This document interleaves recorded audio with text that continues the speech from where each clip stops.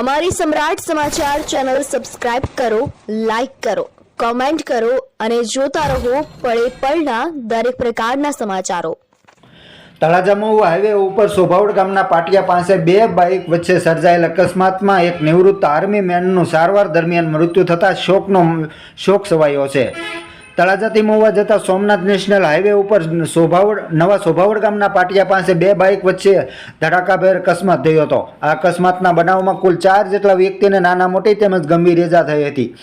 ગઈકાલે સાંજના સમયે થયેલ અકસ્માતમાં ઇજાગ્રસ્ત વ્યક્તિને 108 મારફતે તળાજા હોસ્પિટલ ખસેડવામાં આવ્યા હતા, જેમાંથી એક વ્યક્તિને ગંભીર ઇજા થયેલ હોય જેને ભાવનગર હોસ્પિટલ ખસેડવામાં આવ્યા હતા।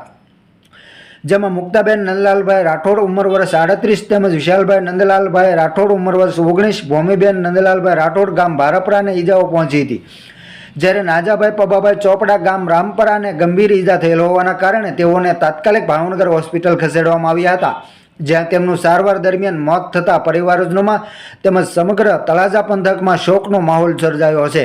નાજાભાઈ પોતે આર્મી જવાન હતા અને વય મર્યાદાના કારણે નિવૃત્ત થયા હતા અને પોતાના પરિવાર સાથે જીવન ગુજારતા હતા, જેનું વાહન અકસ્માતમાં મૃત્યુ થતાં શોક છવાયો છે।